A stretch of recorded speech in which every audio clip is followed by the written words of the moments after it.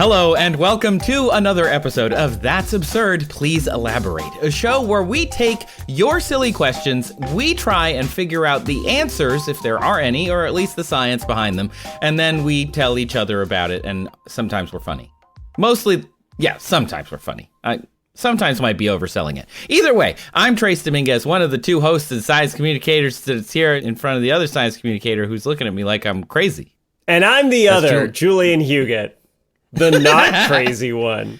Trace is the hot one, and I'm the sane one. What? You know, in like boy bands, when like everybody's got like one personality type they boil down to, and there's always the hot one. That's you, but at the price of your sanity. Oh, that seems fair. I'm the Genu in this situation. In the Saja boys of our podcast, I'm Genu. Yes. And you're abs. Look, the popcorn effect is pretty amazing. So if I can make everyone make popcorn out of their eyes, that's fine. Yeah. I'm into it. Anyway, we've tortured this metaphor enough. This is a podcast where we take questions from listeners like yourself. I guess you'd have to be a listener, right? Right. Yeah. If you're listening right now, that makes you a listener. There's somebody who just emails random emails with the questions, hoping that someone will reply. Please, but they don't know where to find it. If you haven't joined our Patreon where you get to vote on what questions we pick, go and join. You could do it down in the show notes. And if you haven't given the show a review or a like or a star or whatever, do that because it tells other people it's worth their time. Speaking of worth their time, let's get into the questions. Julian, you're first this week. What do you got? My question this week comes from Alan, who asks, how fast would I have to go to coast from LA to New York? Coasting, coast to coast. Coast, coast, coast. Coast, coast, coasting. So, Alan says, I was on TikTok, and there was a video about how the astronauts got to the moon, and it said that if you equate it to driving a car, it would be like accelerating to a really high speed and then coasting to the next light instead of constantly applying some sort of power to keep a certain speed, and then eventually decelerating. Given this, if there was a straight, level road with no turns, how fast would I need to go to coast from Los Angeles to New York? If at all possible. Wow. And would that solve anything? I mean, wow, that's a fun question. This might actually have a would that solve anything thing for me. It's also timely because Artemis 2 just concluded a week before we recorded this episode. Can I tell you a thing I heard about Artemis 2 today? Tell me. So during re-entry of Artemis 2, there's a big fireball outside around the capsule. Yeah. And Victor, pilot, very stoic, but he's also apparently a curmudgeon, he said. So he's just like, And Reed, he's sitting next to Victor and they're watching this fireball outside the window. And it was big and so bright, they said it was like an arc welder. They couldn't even look at it. It was so bright. It's plasma, then they slowed, yeah, it's plasma. So then they slowed down enough that they were just basically a ballistic, like a falling bell through the atmosphere is how Christina described it. And then she said, they started rumbling. Like they started rumbling through the air and they didn't simulate that because there was no way to simulate it. So they just had to wait till they experienced it. And Reed, the commander, was saying, it's nominal. This is nominal. And Christina, it's nominal, totally nominal. And Christina said in this interview, she's like, and I remember thinking, there's no way he knows if this is nominal. But that's what good commanders do. They're like, listen, I'm as scared as you all, but I'm going to put on a brave face. Everything's nominal. Totally nominal. I love that you're apparently on first name basis with all the crew, by the way. That's very funny to me. You got Reed, Victor, Christina, and of course, the hot one, Jeremy. Victor. The Canadian. Oh, Jeremy. He's the hot one? Yeah. Are you sure? I think so. Have you seen his chin? I mean, they're all the hot ones. But anyway. They were during re-entry, but not too hot, and that's important. Yeah, this is timely because we're all still, I think, coming down from our collective moon joy, and it was nice. It was nice to have a moment to rally around and for things to be good for a second, right? We're like, look at what human beings can accomplish when we work together. And it was cool milestones, right? You mentioned Christina, the first woman to travel around the moon. You mentioned Victor Glover, first person of color to go on a moon mission, and Jeremy, first Canadian. So look at that, Canadians. You can do things too. Representation matters. Congratulations, eh? What was your favorite part of Artemis, by the way? Did you have a favorite I moment? definitely had a favorite part. It was the eclipse moon. Oh. Eclipse. That, I think I didn't cry, but it was like emotional in my chest when I saw it. Because it's like, I like everyone was totally blown away by almost all of their images from, I mean, I say almost. No, it was all. Yeah, every image. There was like one bad picture. Maybe one. I was like, that's it. Christina's thumb was in front of the lens. No, that didn't happen. But the behind the moon eclipse of where you couldn't see the Earth and you could just see the corona of the sun. I mean, that was beyond. It was just, I'd never even imagined a picture like that. My favorite was like how many normies were getting excited about it. And then I was getting text messages like when they launched and like people asking me, you know, like what the mission profile looked like. And I'm telling them like, oh, they're going to do this. And then they're going to test things like the toilet. It's the first time they've had a toilet. And they were like, oh, yeah, right. Like, what could happen with the toilet? And then the toilet ended up being like a major news item. Yeah. And I was like, I told you. Important.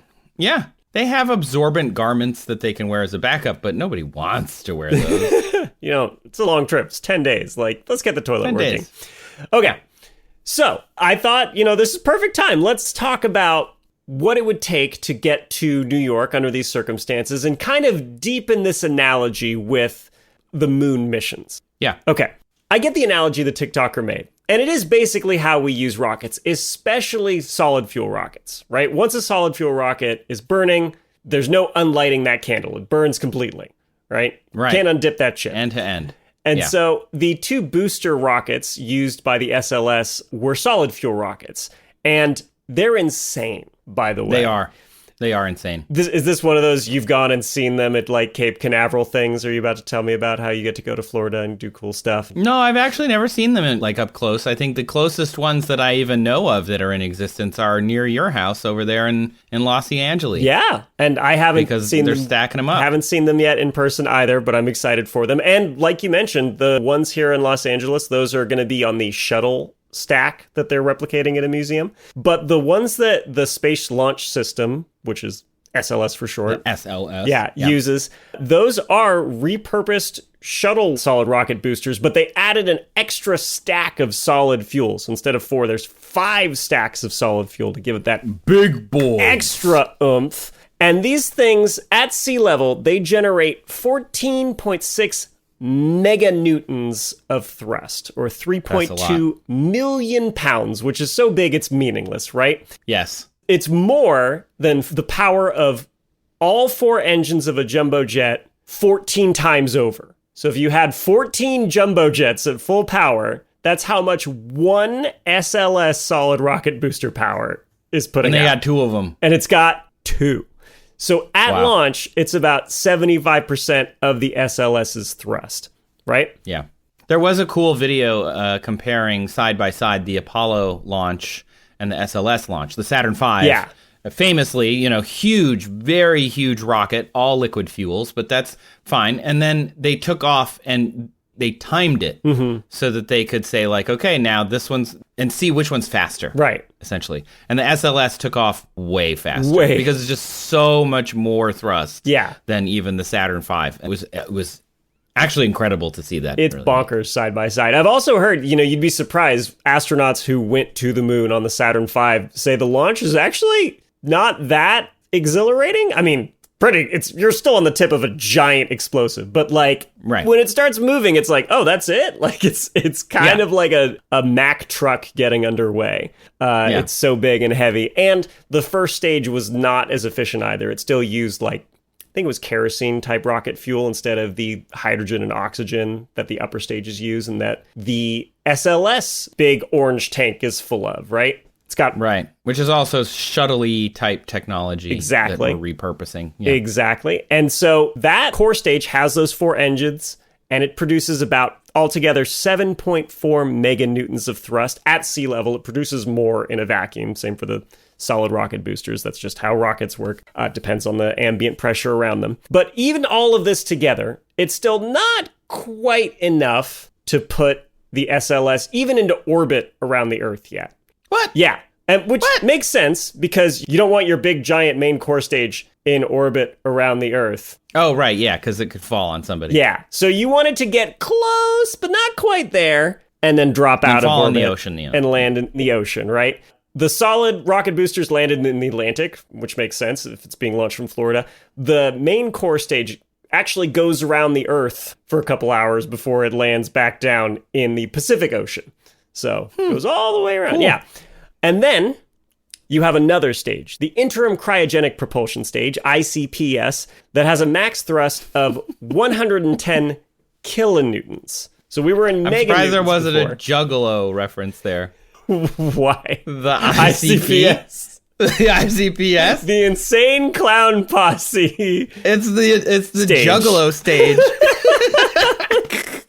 It's just Shaggy and Two Dope up there, presumably on a bicycle pedaling. Just a bunch of magnets. Just magnets. How do they? I don't know. How do they work? We figured it out though. So yeah, it produces 110 kilonewtons. So literally an order of magnitude less than the core stage. But you burn it a couple times, and that's enough to put you into a really eccentric orbit around the Earth, right? So that was enough to get the spacecraft to a maximum distance from the Earth of about 44,000 miles, or 71,000 kilometers, right? And then the ICPS stage was jettisoned. The clowns also fell into the sea. They deorbited, fell into the sea, and we never heard from them again. But still, that's not enough to get to the moon. So, to raise the orbit to the maximum height and take astronauts all the way to the moon, it has to use one more engine, putting out 43.7 kilonewtons of thrust on the European service module. And that finally, after all this, gets them to the moon. Wow. So now let's take that TikTok analogy and let's torture it until it looks like what is actually happening with a moon mission specifically. I mean, that is what we do here. So let's say you miss your friend who moved to New York from LA. This is a hypothetical. Is that me? No, this isn't real, Trace. This isn't, I don't know what you're talking about. So let's say you miss your friend and podcast co-host who moved to New York. Hypothetical scenario. This hypothetical scenario. On your ICP podcast, your ICP love podcast called... I was thinking the Insane Clown Posse does a science podcast where every week it's just magnets. How do they work? Still don't know. I don't want to talk to a scientist. We just try and figure it out. Yeah. Miracles. Anyway, that reference is so old now. That's really so One of old. the first scripts I wrote for D News made Insane Clown Posse jokes about that song. But anyway, so you miss your friend. He's in New York. He moved from LA, where you still are. You want to get over there. You've decided, you know what? Gas prices are too high. Sure. I'm just gonna get going real fast. Right. And then coast With a rocket. and then coast over there. No. I've got a Mazda Miata. Oh. With 181 horsepower. It's a new model, but it is, like a new take on a classic, let's say, right? Sure. And I've got this Mazda Miata, but because I'm also clinically insane, I've modified it. I have strapped to the sides of this car the engines from two Ferrari Testarossas, classic 1980s sports cars. Maybe they should be in a museum on display for the public, but no. I'm going to repurpose them to get me to New York, right? Each 12-cylinder engine makes 385 horsepower, and I've connected each to basically like a training wheel that I have on the side of the Miata, okay? I fire this up, I set off, I'm flooring it for just over 2 minutes, and then I'm out of gas for my Ferrari engine. I dump those off the side. You jettison them. I throw them into the ocean. Which is behind you. Yeah, which is behind me. Scenario. Well, yeah. Okay, exactly. Sure. Okay. Got it. I keep that pedal mashed down into the floor for another 8 minutes, and now I've used up all the gas in my Miata. But you didn't have a very big gas tank. No, I for your didn't. Miata. But don't worry, because attached to the front of my Miata, I have a go-kart with a 3-horsepower engine. Got it. Right. So I jettison the Miata, again, into the ocean. I fire up the go-kart engine, I run it a couple times, and I really get moving. I'm doing huge laps around LA now. I'm going so far out, I'm going out past like the Inland Empire. and then coming back around LA. That's a very local LA reference. No one even knows what that is. No one has a clue. I would say Disneyland, but that's not far enough. That's not true. That's not true. People think it's close to LA. It's not. When people visit Disneyland and they're like, hey, come back. I'm like, no, you're super far. But no, that's still too close in the neighborhood for my taste. I'm going around the Inland Empire. All right? And I've dumped my Miata and my 2 engines in the sea. Now my go-kart's out of gas. I throw that in the sea as well. And I hop on an e-bike with a 1 horsepower engine. Wow. And I use that to finally get me up to speed to take me all the way to New York. Now, all of these engine power figures, I just use them to demonstrate the relative differences in power of each rocket, but they're not accurate. It's excellent. That's actually very good. Thank you. Until you do math with physics, because you can know how fast something's going to move with like how much power you're applying over time, then it doesn't work out. So ignore all that. But for relative differences in power, that gives you an idea of it. Anyway, I'm on my 1 horsepower electric bike. I run the motor for 6 minutes, and I finally have enough speed to come and reach you, my hypothetical friend in New York, in 4 days, is what I'm assuming. Because Alan never specified how long this trip Yeah, you don't want to do it in an hour. needs You'd to have take. to spend a lot of energy to slow down. Yeah.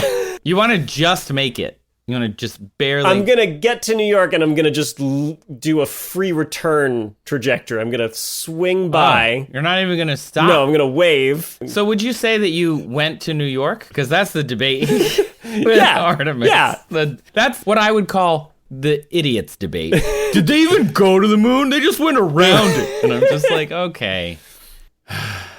So did you go to New York? Have you Yeah. So I've got enough speed to go to New York. How fast is that, right? Because Alan never specified how much time we're going to take for this. So I'm going to assume it's the same as Artemis or other moon missions, which is like 4 days, just about. Yeah.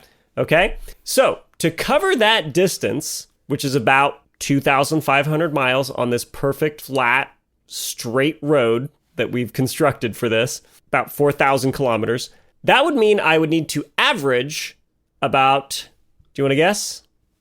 Oh, it's going to be fast. Is it average? I don't know. To cover 4,000 kilometers in 4 days?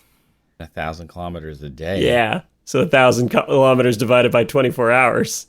Right. That's actually less fast. It's not that fast, is it? That's not really that fast. Average speed to get to you is about 25 and a half miles an hour or 41 kilometers per hour. Right. But you have to have given all the energy that you're going to get before you even leave Los Angeles. Now, that's average, right? Yeah. Over the course of the entire trip. There are things that will slow me down, right? I mean, if it were a real e-bike, Miata, Ferrari, go-kart, turducken, I'd be dealing with drag and, rolling resistance. It seems like you're not thinking about friction. Yeah. We're not thinking about air resistance.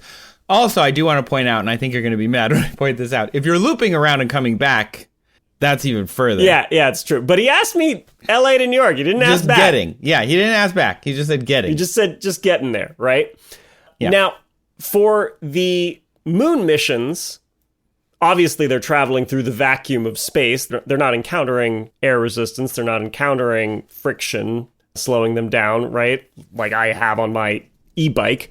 But they are still being pulled on by the Earth, or more accurately, the Earth and the spacecraft are pulling on each other, but the Earth doesn't really notice it because it's so freaking big. Anyway, so because of this pull, it's constantly being decelerated, right? And that means even though the average velocity to get from the Earth to the moon might not be as high as you think it is, the starting velocity is really high, right? Yeah. So really fast. To get to the moon, the average speed that they would need to go would be about 4,000 kilometers per hour.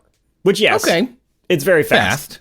But for a rocket. But, I mean, we put so much energy in initially, you remember, right? Yeah. That's because when they're at the closest point to the Earth, the speed they need to get up to in order to make it all the way to the moon with the Earth tugging back on them the whole trip is about 10 times that. Right. They're slowing down the entire time until they swoop around the moon. Right. And then essentially they're falling back toward Earth the whole time. By the time they get to the moon's orbit, leaving at that speed of about 11 kilometers per second, or about 24,000 miles an hour, by the time they get to where the moon would be, they would be going about 0, and then they would fall back to Earth, right? Right.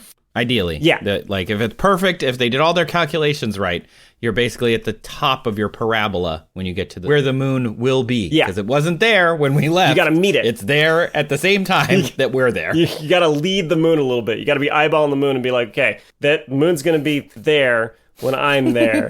I need to And go you had to this plan direction. it very far in advance. Yeah. Not plan it. Plan it. Yeah. You need to leave at the night. moon's not a planet. When the moon is out. Can't go during the day. When it's distracted. When the moon is hiding. That last part's a joke. Okay. That was a joke. They know where the moon's going to be when they set off. They know. I like that you felt like you had to say that. I don't know. Some people take podcast. things seriously. I don't know. No, I get it. Okay. I like it. So I'm going to assume that our speed drops off at about the same curve, right? It follows the same path. You know, top speed when we leave Los Angeles to basically getting to 0 in New York, which would mean we would need to leave at about 10 times this calculated average velocity. So at about 255 miles an hour or 410 kph. Oh. Which honestly is really achievable for like a modern sports car. I probably didn't need to go so hard with the go-kart and the Ferrari engines and the e-bike. Just could have gotten like a regular sports car. Like a fast one, like a Bugatti. Like a really fast one. Car. But like just one with Yeah. like the one engine and not like the 4, which kind of illustrates how absurd spaceflight is, that you need all this stuff to do it. Yeah. Right? Yes. I mean, they've thought in the past, especially during the first time we were going to the moon, like, it was a big argument on how exactly we were going to get there and land on it. And, you know, a lot of people thought the most obvious thing was like, well, we just take the rocket all the way there. And then when we get to the moon, we'll turn it around and we'll slow down and we'll basically back it up onto the moon's surface. And then like a car. When you do all the math, it turns out that that's enormously wasteful because you're carrying around so much stuff you don't need to be carrying around, right? A lot of extra fuel. So it's easier to just discard stuff along the way as you go and just throw it into the Pacific Ocean. Like a mountain climber going up Everest. Yeah, just with oxygen bottles and your friends who couldn't make it. Yee, I know, dark. Well, it is dark in space. Yep. And when the oxygen deprivation makes the edges of your vision start to go black too at the top of Mount Everest. Anyway. Yeah. On that happy note, Alan, that's my estimate for you. If you were to coast and lose energy at about the same rate over your journey as astronauts do from LA to New York, you'd only need about 255 miles an hour and lots of snacks. Yeah, lots of snacks. We're assuming then you start at 255 and you slow down a little bit at a time with no real friction over the next 4 days. And the drop-off is big in the beginning and then less so as you get to New York, because that's, you know, gravity's an inverse square thing, right? So it's that that curve. Right. Fall off is sharp early. We're assuming in this case that New York is above LA, orbiting LA, which I think New Yorkers would be mad about. Yeah. Which makes me happy. a lot of hate for LA from the East Coast, but we don't think about them very much over here. Yeah, I think it's pretty much 100% the Mad Men meme. Yep. I don't think about you. That's LA to everybody. Let's take a quick break and come back and learn about surfing. Let's do it. I don't know. We didn't really plan for this to be a very SoCal-based episode, but here it is. Are you coming to visit me? Are you getting in your Miata rocket? You'll have to find out.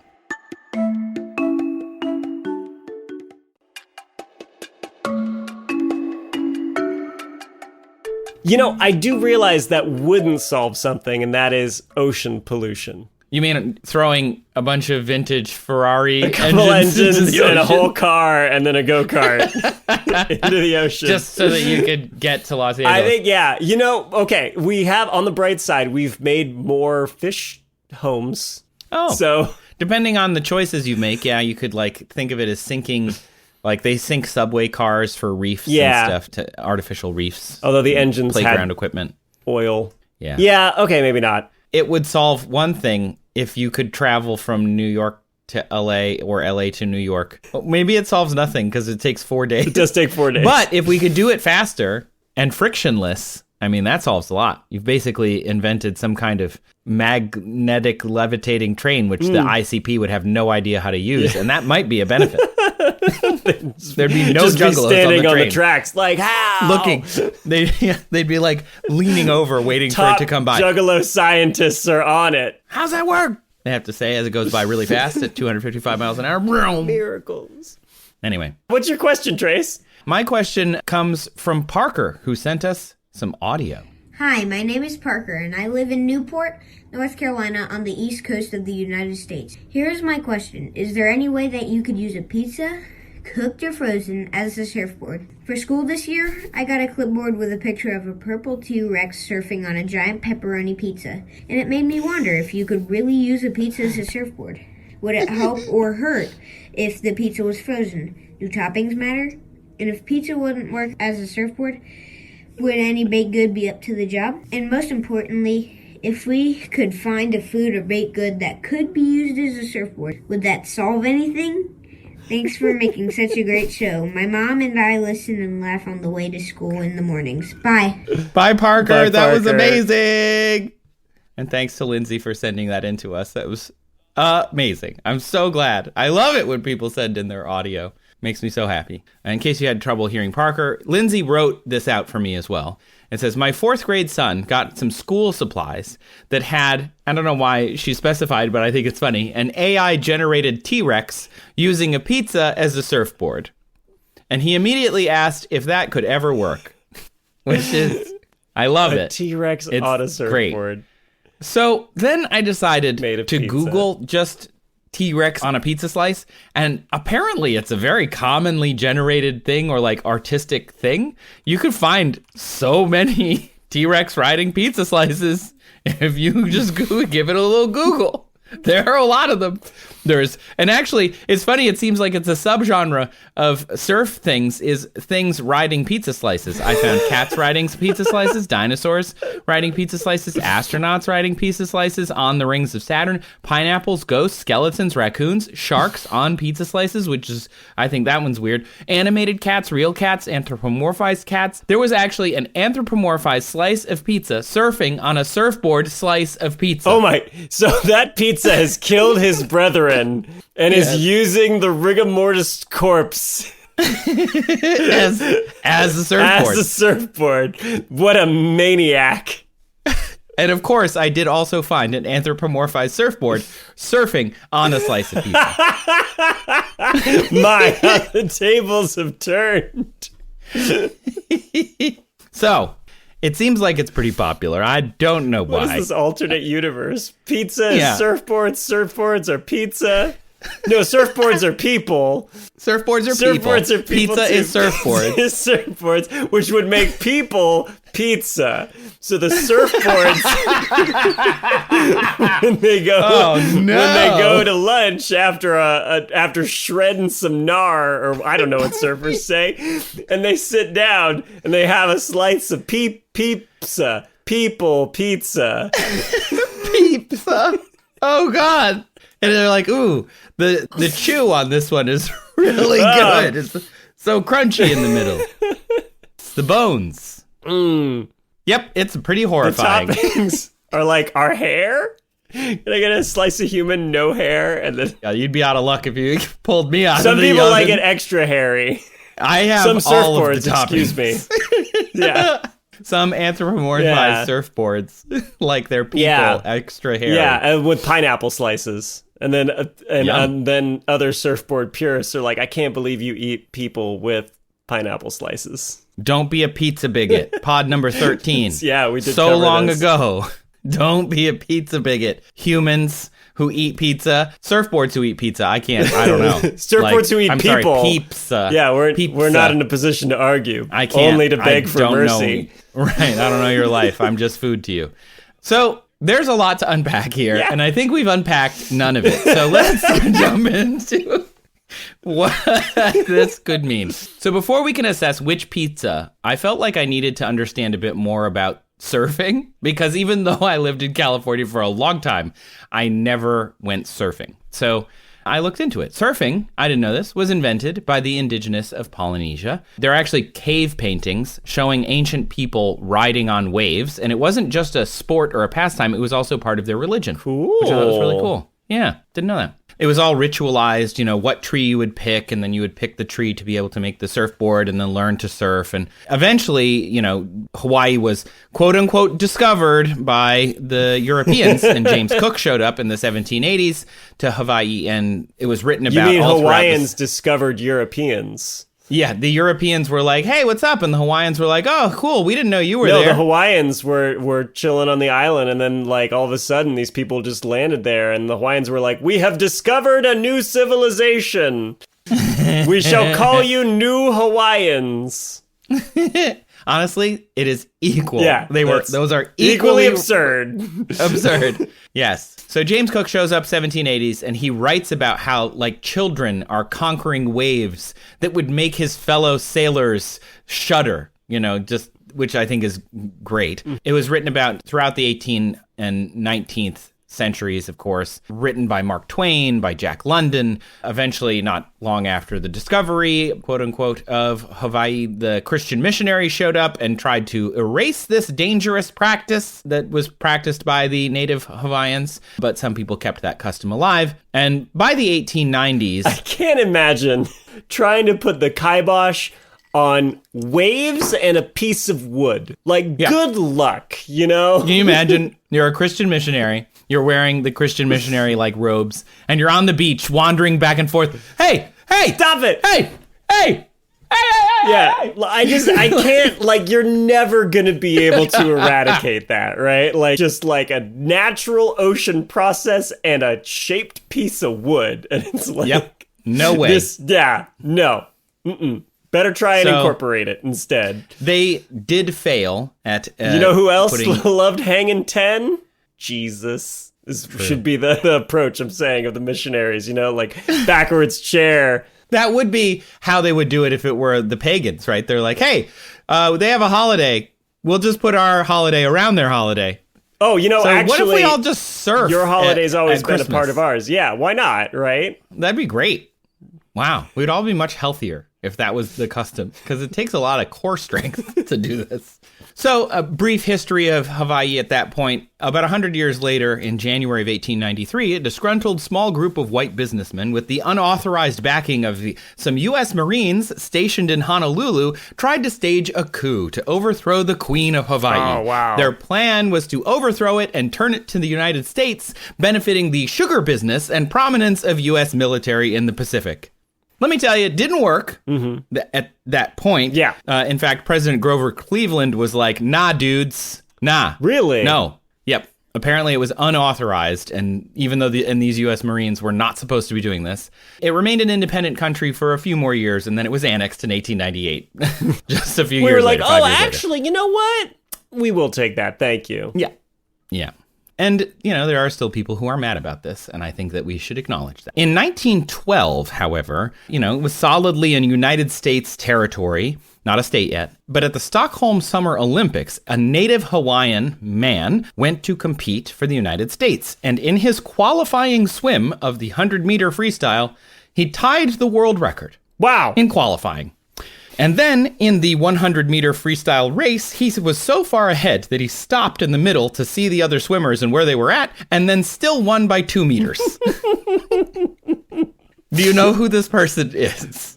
This is a known, famous Hawaiian? Very famous Hawaiian. He was in, I think, 28 Hollywood films, including Barack films Obama. with John Wayne and Barack. How did you know? It's the only famous No wonder Hawaiian he doesn't have a birth certificate. He's been alive for 125 years. He's a vampire champion swimmer. Oh, wow. Okay.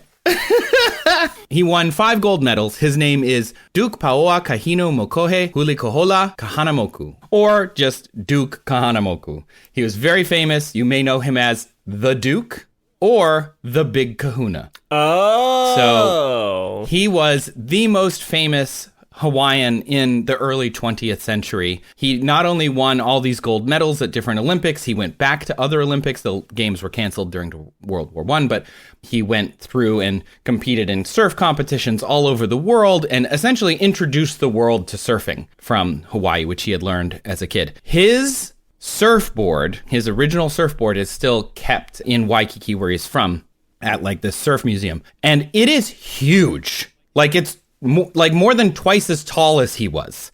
It's this huge piece of solid wood. Just incredible. And he was so good at swimming in part thanks to his surfing. So he taught everybody how to do like his stroke. And he ended up coming in second in the Olympics when he 14 years later, after everybody learned how he swam. And when he was quite old, presumably, right? And he was also much older, exactly. I doubt he went to the Olympics at 16 or whatever, like they're doing it now. He probably went already as an adult and then into his later years of his middle age, and he's losing by one. He came in second. And it's just still incredible. Oh yeah, he's an incredible person. He's handsome, he's successful, he's in a bunch of movies, although disappointingly, he was in one movie with John Wayne where I think it was with John Wayne where he was supposed to hold his breath to grab something under the water, and the writers had written it so that he couldn't, but his white co-star could. Yeah. And the white co-star went and got the champion swimmer who's half fish.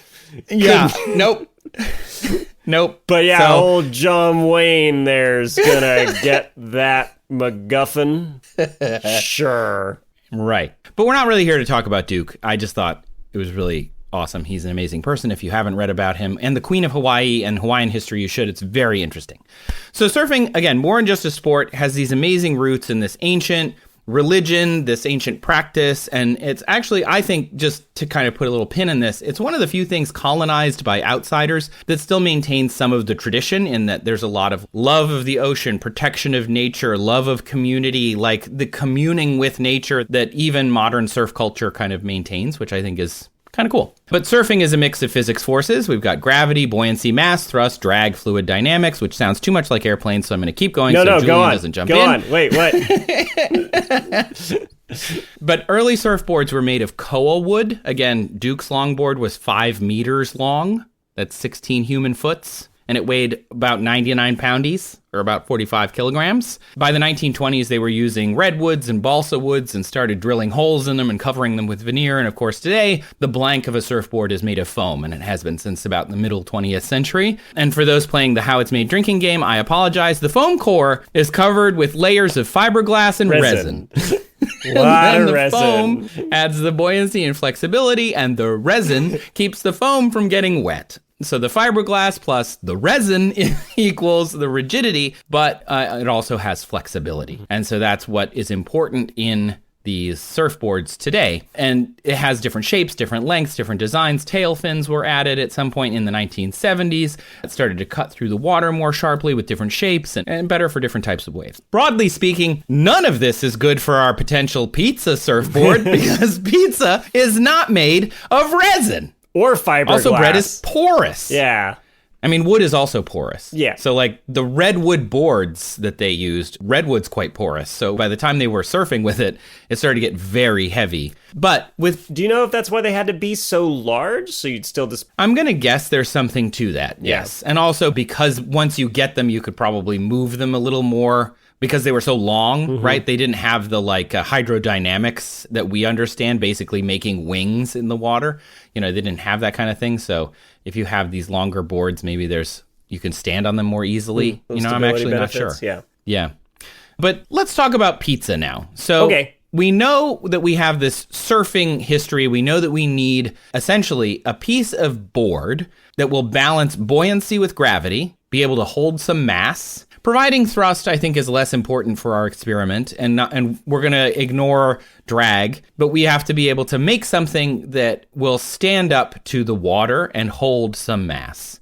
Now, bread is porous, and pizza specifically, that kind of bread has a high water content.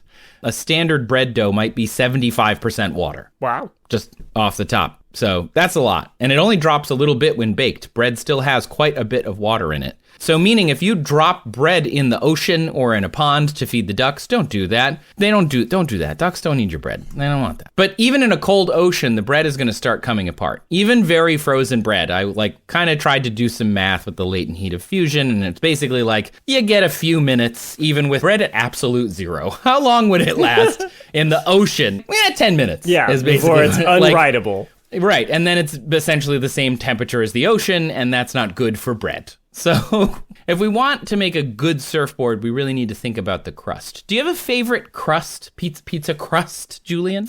I mean, anything they can stuff in them that's going to embarrass people in Europe is my... Our 50% of our audience is just going to go, ugh. I don't know if they know the madness that grips us here in America with our compulsion of putting different things in pizza crust. Inside or onside right? of the pizza crust. Yeah. Obviously cheese, that's an easy one. I feel like. Inside of the crust. Stuffed crust. I'm just talking, just crust in general. No, your stuffed crust is your peak? I'm on a tangent here. I'm thinking though, like, because they've gone harder. They've done like hot dogs. You know, yeah, hot dogs, pepperoni, basically a pizza roll in the crust, which of course then you would dip in ketchup. Yeah, like a pizza set. No, ew! You almost slipped that by me. I gotcha. It didn't register because it's such a horrible thought. Terrible idea. No. It's good anyway. Yeah, but if you could put more pizza inside the pizza, like with cheese and pepperoni and stuff, and not ketchup. Isn't that just a calzone at that point? But it's in the crust. It's in the little part of the crust, right? So it's like double calzone. You eat the pizza slice part, and then you get to the crust part, and then you have like a tube of pizza that you then like a pizza roll on the end of pizza that you put in marinara, like a real Italian, like a ranch. Don't forget ranch, the universal condiment. Okay, so stuffed crust, sure, whatever. I was thinking like there's a whole bunch of different types of pizza crust. Stuffed is one. Okay. There's Neapolitan, there's New York style, Sicilian style, flatbread style, Detroit style, gluten-free, cauliflower, deep dish, but that's not really pizza, as we've talked about on Pod 13. I'm not a pizza bigot. I'm just going by historical records. It's true. Deep dish is kind of its own thing that somehow got lumped in unfairly with pizza. Now it has to compete with pizza. No. And we shouldn't compare them. Like being an unathletic dude having to swim against a native-born Hawaiian. It's not fair. Yeah. Yeah. So in this case, I thought I needed to think about which crust would be best, right? Because the crust is really going to determine whether we can surf on it. Or use it as a flotation device. I feel like if it's stuffed crust, maybe it'd be more buoyant. Go on. You just put like Velveeta in it, and then it's basically a polymer. Yeah. It's not even really cheese. It's just Velveeta inside of stuffed crust. Just put an LED light on it. You basically have a life exactly, ring. And they'll find you out in the wings. Thank God for his and while you're waiting, you can snack pizza on it. Flotation device. As long as you don't snack too much. Yeah. Because then you stink. It's a balancing act. The balance of life. So we need a pizza big enough. The largest pizza ever made. Guess what source I chose to look up on that one? Old reliable Guinness Book of World Records. The Guinness Book of World Records. And it was done by a prank YouTuber, Eric Decker, a.k.a. Eric. The pizza was almost 1,300 square meters of pizza. Almost 14,000 square feet of pizza. Who ate all of that? That's what I want to know. Did he feed the hungry, or did they just film their YouTube video and leave? Because I feel like the latter. Threw it in the Pacific Ocean with my car. I hope I'm wrong. We only need like 2 meters of pizza, like maybe two like square 6 meters? feet of pizza. No, like 2 meters long and maybe like a meter wide, maybe. Okay. You know, so we just need it to be able to hold up a person. And I'm thinking we can go with Parker, like a medium to small sized person, I'm guessing, based on being in 4th grade. So we have to get that custom made. There's a company called American Pan that can make you a custom pizza pan to order. But the minimum order is $250, sorry to say. So it's going to hurt your budget a little bit, but it's doable. You can get a custom pizza pan made that will make you a pizza that could be surfboard shaped. And then you would need an oven big enough to bake it. There's a company called Grieve that makes walk-in ovens for commercial applications, and they have one up to 4 meters deep, so that's fine. We could actually make a dozen of these at once. The entire pizza is the surfboard. It's not just a slice, because I assumed, based on how it was described, that the T-Rex was on a slice of pizza. The T-Rex is on a slice of pizza, and we could... No, I approve of this change, because I think the crust buffer layer around the edge... You need the crust all the way around. If you just slice it open, then all of the water just gets into whatever you'll compromise structural integrity, right? Like, it's a method to my madness. Yeah. Okay, I'm with you. So full pizza board. Okay. Right, so we're using the Grieve model WRH6126-650. It heats up in 25 minutes with gas, 45 with electric, max temp at 650 Fahrenheit. Oh, you don't need to tell me about Grieve's lineup of wonderful pizza baking products. I'm not sponsored to say that. I'm just a big fan of their pan pizzas. Great. No, they make walk-in oven. They have a metal flatbed you can add onto your order. So the oven is $19,000, but for only $500 more, you can have a rolling all metal flatbed that we can put the surfboard on. You'd be a fool not to buy it. At that point, why not? You know? So the reason I say all this is because I do think that you need to make one pizza that you're surfing on. For Julian's exact point, you compromise structural integrity by slicing it. You're letting in water into the dough, which is already the problem.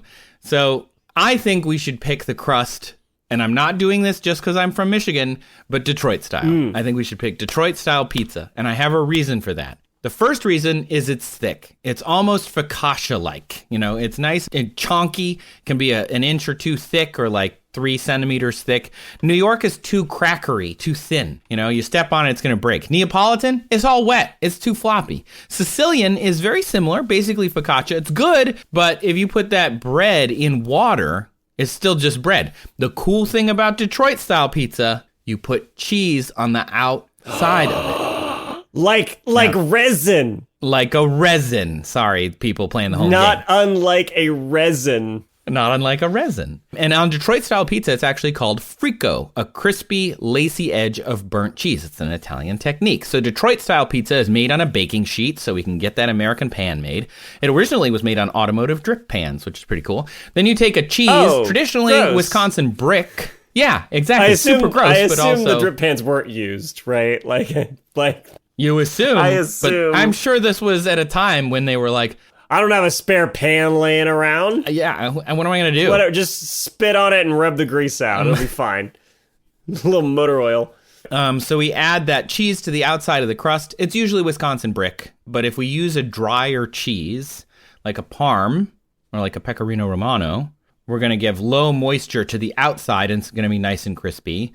And that barrier between the pan and the crust, I think, will help make this. We could also use Asiago. Have you ever had an Asiago bagel? And like the cheese basically becomes this like one, like kind of solid leathery thing, and you bite it and the whole cheese comes off with it, and it's kind of rubbery. Yeah. That's because cheese has a really tight protein structure. The Pecorino Romano or the Asiago or Parmesan, they have that tight proteins. And those tight proteins, I think, are going to help us in our quest to turn this into a surfboard. And I think that gives us all of the stuff we need, right? We've got a Detroit dough. Even though it's wet, I have a solution for that. Detroit-style pizza is like 70% moisture content in the dough, and it comes out quite wet. The cheese actually keeps the water in the dough a little more than like a New York pizza, which is why it's so delicious. So we have this very large pan. We add some oil. We add some Asiago cheese to the whole bottom of the pan, up over the sides of the crust. We par bake that crust at like 120 Celsius in the Grieve. I think we can make it happen. The 6126-650. I think it'll work. Then that's about 250 Fahrenheit for those for the very small land mass that uses not Celsius. And then after a while, the structure of the crust sets up. You know, we don't want zero moisture because then it'll crack. We just want some. Zero moisture, brittle. Some flexes. And that is what the resin, fiberglass, and foam does on a regular surfboard. It adds strength and flexibility. So once it's baked, we add an aged cheese like a provolone or a dry Pecorino Romano to the top, and of course pepperoni, classic, gotta. But I think we make it a white pie with a little more oil, so we're not adding more water to it, because we're aiming for more of a leathery texture. So once we've done that, we bake it, like a middle temperature until the moisture content in the bread is like 10 or 15%. Now, this would not be fun to eat. It would not be very chewy. It would be very hard and leathery. It wouldn't be glassy, like it wouldn't break into little pieces, but it would be hard to eat. But you could in a pinch. Good in a pinch. If you were swept out to sea. So yeah. And I'll come back to that in a second as well, because Parker did ask, if not this, what else would work? So once we've done all of this, I think the next thing we would do is we cool the pizza in a refrigerator, like maybe the AmeriCooler QC 101287. It's only, another 20 grand on our budget. That's fine. It's a 3 meter by 3.5 meter, 10 by 12 foot walk-in.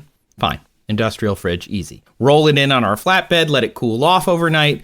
It's going to get super leathery and tough like a cold pizza, but it's going to stick together because the cheese proteins are going to be nice and cool. And I think at that point, we're pretty good. Okay. Julian, how do you feel about cold pizza? Not a fan. Do you eat cold pizza Not or do you fan. reheat it? I think people who like cold pizza are criminals. Don't like them. Think they're strange. Think they're not to be fraternized with or podcasted with. Yeah, don't like them. Don't trust them. The people who like cold pizza. I mean, what about you, Trace? What do you... Just me now? Okay. That's fine. I prefer this. I'm a cold pizza guy, Julian. Only cold pizza? No, I eat hot Okay. pizza, but I don't want to reheat pizza. Don't tell me if you're one of those people who get the pizza, you leave it in the box, and then you just put the whole box in the fridge. Because that is monster behavior. That's awful. You end up with dry, yucky cheese. Yeah, but I mean the leftover pizza, you got to put it in something. You can't just put it open in the fridge. It turns your cheese into that orange, dry, bleh. Anyway. I've never considered this in my whole life. Cold pizza is an art. Apparently, maybe that's why I'm not a fan. Wait till your pizza comes to roomish temperature so you don't have moisture inside of a plastic wrap, and then get some plastic wrap or a bag or a plastic bag or something, even a reusable one, and put the pizza in there so it doesn't dry out anymore. Put it in the coldest part of your fridge. When you pull it out, put some sriracha on it, eat it right away. Oh, don't need to heat that up. It's still good, but it tastes different. So you can only get certain pizzas. Not every pizza is good cold, but that's something that Detroit-style pizza is not as good at, is cold pizza. The thinner pizzas are better at cold pizza, but if it's too thin, New York-style, not as good. Neapolitan pizza, definitely not good cold, but delivery pizzas, like Domino's and stuff, those are excellent cold. Hungry Howie's, Little Caesars. Anyway, doesn't matter. Our giant pizza surfboard is now cooled to refrigerator temperature. It's covered in a cheesy protein resin, and we're ready to put it on a boat, get it out into the waves already, because we don't want to paddle it out. It's not going to last long enough. Get a surfer into the water and then toss in the giant pizza board behind them. And I think there's no way to know, but $50 says that this works. I think for $50, I would bet somebody, if we could make this happen, if there is a TV producer listening and they want to help us do this. One wave, it'll be a success. One wave, $50, I think. I can see it already. I can see it edited together, like the narrator, he's missed 2 waves already, and the pizza started to lose its rigidity. Right, exactly. And, you're on a time limit. Yeah. The moment it hits the water. The nice thing about the Grieve WRH6126 is its size. We could make a lot of these. We could make a lot of these pan. And we have a 250. Yeah, we have a 250 pan minimum. So we're gonna have extras. Anyway, that's not the point. The point is, I think it could work. I don't think it would work for more than 5 minutes, but it could work. Now, if you wanted it to work for more than 5 minutes, essentially and this is when I said I was going to come back to it, Parker asked if there were anything else that would make it, any other baked goods. There are other baked goods, but if you think about all baked goods, they still are going to have all of kind of the same problem. Food is not designed to be used as structure. We've talked about this in other episodes where it's like if you were building things out of food. This is a similar idea, except hardtack is an excellent example, because hardtack is a chewy substance given to the military in the early 20th century and mid 20th century as well, and maybe still in some ways. It's essentially like a low moisture content protein and an energy bar, essentially. But because of its low moisture content, it can last for a long time and it doesn't mold as easily. But it also has some flex to it because of the stuff in it. So if you were to make something big out of hardtack and thick enough that it could hold weight, that might be a better choice than a pizza crust because it's just going to have lower moisture content and a slightly different type of thing. Bread in general, not great. Can you imagine being Parker and having school supplies where it's a T-Rex on a piece of hardtack, which is a pretty featureless looking, like, baked good? And having to explain to people, like, what's he riding? It's hardtack. That's hardtack. It's like what George Washington gave to his soldiers when they were up at Valley Forge overwintering. You know. Right. You know. Hardtack. No problem. Yeah, the culturally, universally recognized baked good hardtack. Is this something that I learned when I was working at the as fort? a historic interpreter? And everybody else is like, what the heck is he talking about? I had to reach deep into my memory for like hardtack coming up in my American history classes. I got there, but I found where it was. It's an extremely simple cracker made from flour, water, and salt. So maybe it's not as chewy as I thought, but it's called make it more chewy. Yeah. Anyway. Did you not eat it at the fort? No, we didn't. even they were like, you got. They had a cafeteria. It was a national park at the time. That's the funny part about working at the fort was we were a state park portraying a time in American history when the thing we were portraying was a national park run by the Army. We were state park employees portraying Army National Park Rangers, which is pretty funny. Anyway, there are baked goods that would be better, but I would say if you were going to pick a baked good that isn't bread-based, you could stretch the idea of baked good to something that was baked like a beef jerky. You know, if you could get like a whole side of hog, you know, like a chicharron or something, but it's like a whole, you know, because you need something that can hold itself together. The reason wood works and foam is different, but the reason wood works is because it's these interlacing bits of woody proteins. And so because of that, it holds itself together, but baked good isn't going to do that. Nope. It's just not how they work, especially once you throw them in the water. I don't think being frozen is going to help you too much, but it might give you a little extra time. The problem is if it's frozen like absolute zero, you can't touch it.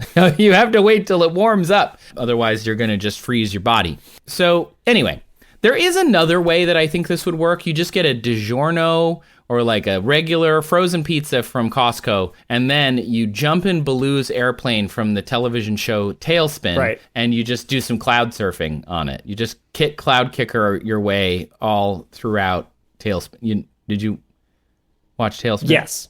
Great show. Spin it. Anyway, what if that airfoil that he was on was a pizza? Listen, we'll have Why to not? explore. We're out of time this time. Why not? But sure, we'll explore everything that can or cannot be pizza over the course of this show. No, I'll tell you right now, that would never work. Probably not. The airspeed is too high. There's no safety gear. There's no ability to see or hear. The air behind an airplane like that is going to be extremely turbulent, especially because it was a prop plane. Julian, control yourself. You got wingtip vortices too? Okay. Just saying. This was before the invention of those little wingtippy thingies. I totally forgot about this cloud surfing thing, but I'm looking at it now, and you know what? That looks like a croissant. It does look like a croissant. Yeah. I think it's like a flying wing. Yeah. But if it's a croissant, it may as well just be a pizza. It's not going to work no matter how you slice it. I do feel like that croissant is more of an airfoil shape, though. It is, yeah. For sure. Not a chocolate one, but a traditional. Yeah. Chocolate one's Obviously. more of a Chocolate one, pouch. Talk about things that shouldn't be in a category. Croissant, it means like crescent, because it was like crescent moon-shaped. The chocolate one's just a square. It should be, what's the French word for square? carré. Carré. Yeah. I didn't look that up, I swear. It should be carré. Bonjour, je voudrais un croissant et un carré chocolat. Carré chocolat. Yeah. Just say. Por favor. I think, S'il vous plaît. I think we need to revisit why that's called a croissant. I like that you're pedantic about just the best things. That's why this show works. And very hand wavy about other stuff. Throwing Mazdas in the ocean? Fine. Why is your croissant the wrong shape? I demand satisfaction. Wow. Thanks for listening to this episode of That's Absurd, Please Elaborate. The show was created and written and produced by Julian Huguet. And by Trace the Square Dominguez. I am pretty square. The chocolate square. The chocolate square. Monsieur Chocolate Square. Tres Dominguez. Medium, more like a medium chocolate, like a milk chocolate, like a light milk, very light milk, more like a cappuccino. Milky chocolate baked good. But only when I have been in the sun. Today's show is produced and edited by the wonderful, and if he were a baked good, he would be a cinnamon twist Kyle Sisk. Cinnamon twist Kyle Sisk, love it. This show was associate produced by Sabrina Capella, and our music is thanks to Epidemic Sound. Thank you for listeners who submitted questions featured in this episode, Alan and Parker. If you would like to submit questions, you can look for the form in our show notes. You can email us at hello@that'sabsurdshow.com. You can visit our website, that'sabsurdshow.com/ask. You can call us at 302-TAPE-SHOW, that's TAPESHO, or you can, send in a voice note that way like Parker did, and then we'll play it if we pick it, just like that. Just boop. Put it right up in the audio queue, and then other strangers can hear your voice. Won't that be fun? That's why we started this. That's why we did it. We love the show. We couldn't do it without all your silly, goofy, weird questions. Next time you see a, animal X riding object Y to surf, let us know. Send it our way. I guess we're collecting those now. I guess so. Please. Special thanks to our absurd administrators, Adam, Les, Austin, Jonathan, Dan, Sabrina, the Brain, Hannah, Apothecarian, Christina, Atomic Straw, Brian, Shane, who upgraded, and a metric ton of Bat Cat. Thank you for being our patrons. We really appreciate it. We could not do this show without your help. I mean, we could, but we would have no budget. So thanks to your budget, we're able to do things like live shows. We're able to do silly things like get stickers and all sorts of other fun stuff to send to people. So thank you so much for being our patrons. And also to the patrons who we don't name, of course, we love all of you as well. We've got some new Patreon subscribers this week: Faux Rodriak, AH, and Marsha, which I have to say, because I'm an elder millennial, Marsha. We've got a couple bingo winners this week. Adam, who's always all over it, and speaking of names patrons picked, I think specifically to torture us, Binzel you know who you are, Bins. Good old Bins. And if you don't follow us over on social media, you can find us on Instagram, where we are most active, at That's Absurd Show. We just had a clip go viral, and it was wild. It's getting so many likes. Holy wah. Speaking of achieving escape velocity, it's out in the wild, and a lot of people are telling us about Mithridates, even though we talk about Mithridates in the episode. Anyway. Yeah, that's what happens when you break out of your own audience container. Yep. But we're happy to hear it. We've gotten a lot of new followers, so if this is your first time listening to the show, as always, we're sorry. But finally, I think I've said special thanks too many times to those listening over on Nebula. They get ad-free versions of the episodes. They can support us and other creators. And if you want to join, you can go to go.nebula.tv/that'sabsurdshow. And by joining and trying it out, you get a discount on an annual membership, which is already pretty affordable. And you get to support the show literally by listening to the episodes, joining the Nebula platform.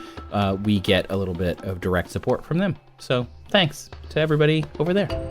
Well, Trace, like we say at the end of every episode, stuffed crust is a perfectly adequate crust choice. I don't know why you clowned me for that. I don't know why you insane clown posse'd me. I felt a little attacked, to be honest. Magnets, how do they work? Stuffed crust pizza. Miracle. Stuffed crust pizza is gross. What's wrong with stuffed crust pizza? It's too much cheese. It makes my belly hurt. You're just upset about my telling you that ketchup on pizza was gross? I don't put it on the pizza. Ketchup on a pizza roll? I only dip the pizza rolls in it. You make like 20, 25 pizza rolls. No, let's not go back here. And you just get a little ketchup. This is a bad place to be. And the ketchup, and you My eat point it. was, oh, so good. You're just having a food opinion because you're mad at me for being mad at you. That's it. We're fighting now. Yeah, but when do we make up? Over pizza? Over pizza. You want to get pizza? Let me hop in my Miata. I'll be right there. In 4 days. In 4 days, and a lot of littering later.